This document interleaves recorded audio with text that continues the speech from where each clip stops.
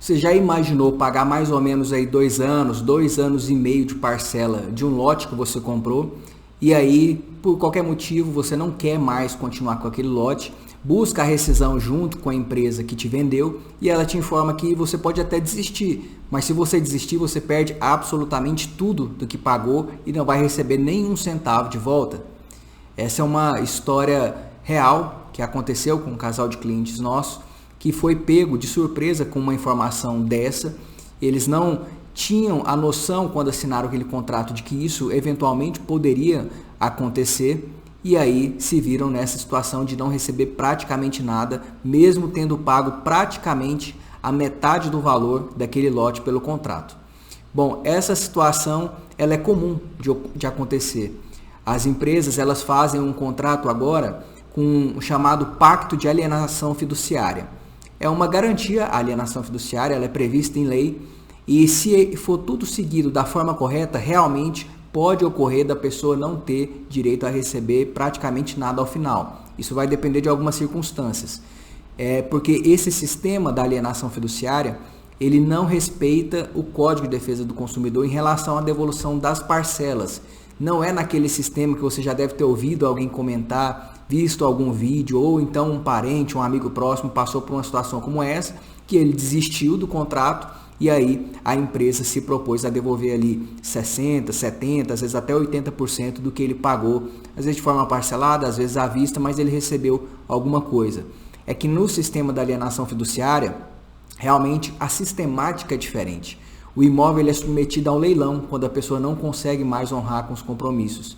E aí nesse leilão, o primeiro leilão, o bem tem que ser vendido pelo valor que ele realmente vale. O valor da avaliação, às vezes até no contrato pode ser previsto já um valor para essa finalidade. Se ninguém arrematar, como geralmente ocorre, esse imóvel vai para um segundo leilão. E aí seria possível arrematá-lo pelo valor da dívida. E nessas circunstâncias, geralmente as pessoas não têm nada a receber porque os valores ali eles não chegam a cobrir o valor da dívida integral, então as pessoas não têm valores para ser devolvido. Só que essas empresas do ramo imobiliário passaram a adotar a alienação fiduciária como se fosse uma regra para todo e qualquer contrato. E eles colocam simplesmente essa previsão no contrato e acham que isso já basta para valer essa sistemática específica da alienação. Só que não é bem assim. A própria Lei 9.514 de 97, que é a lei que trata da alienação fiduciária, vai dizer que para haver a possibilidade da alienação, primeiro é necessário que o contrato seja registrado. E aí está um grande equívoco dessas empresas. É que elas simplesmente colocam a previsão no contrato, mas não fazem o registro, porque o registro ele tem um custo elevado.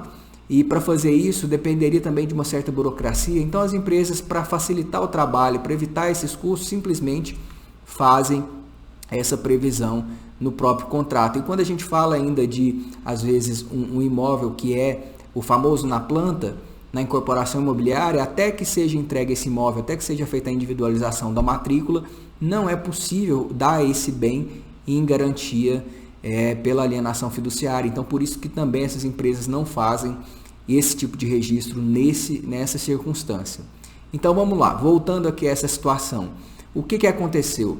Foi proposta uma ação para rescisão do contrato, buscando o ressarcimento dos valores. O juiz do primeiro grau tinha decidido pela devolução de 90% do que foi pago, ou seja, descontaria apenas 10% a título de multa, justamente pelo fato de não haver o registro da alienação fiduciária. A empresa recorreu ao Tribunal de Justiça de Goiás e a terceira Câmara Civil daqui do estado confirmou a sentença determinando a devolução de 90% dos valores que foram pagos, entendendo que a multa de 10% foi razoável, porque o patamar é entre 10% e 25%, e não observou, na verdade não aplicou a alienação fiduciária nesse caso, justamente pelo fato de que não houve o registro dessa alienação. Inclusive, esse julgamento ele está em consonância com o que o STJ decidiu recentemente no recurso repetitivo, tema 1095, onde o STJ diz que para haver a regra da alienação fiduciária é necessário que o contrato esteja registrado. Nesse caso aqui, como não havia o registro desse contrato, embora o Tribunal de Justiça de Goiás não tenha dito expressamente que está aplicando o entendimento do STJ, que é muito recente, seguiu nessa mesma linha de devolução dos valores, porque isso já era o que a Justiça vinha entendendo há muito tempo. Então, nem sempre essa informação de que a devolução vai ser, não vai haver nenhuma forma de devolução de valores é correta, especialmente nesse caso quando não há o registro da alienação fiduciária. É importante analisar a certidão de matrícula desse imóvel, a certidão de ônus, para ver se realmente houve o registro. Porque às vezes a empresa não faz esse registro do contrato, ou então às vezes até da própria escritura pública. É preciso verificar exatamente as circunstâncias para saber se é possível fazer ou não esse pedido de restituição de valores.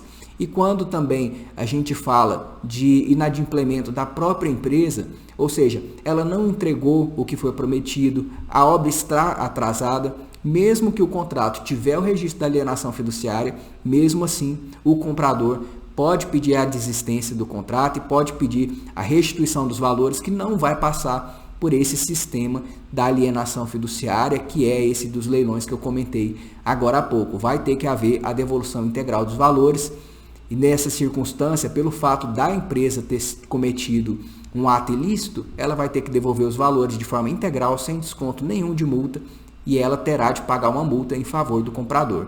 Então, é importante verificar as circunstâncias do caso, o que estabelece o contrato, a forma como que esse contrato foi feito, se houve ou não registro, para saber qual é o melhor caminho a ser tomado pelo comprador que não quer mais seguir com aquele contrato. Mas é importante que você saiba também que as empresas elas buscam formas de impedir ou pelo menos de dificultar esse recebimento. E isso aí você tem que estar sempre com o pé atrás, principalmente na hora que você for assinar esse contrato e especialmente na hora de desistir. Se você gostou desse vídeo, curta, compartilhe os nossos conteúdos, se inscreva no canal e até mais.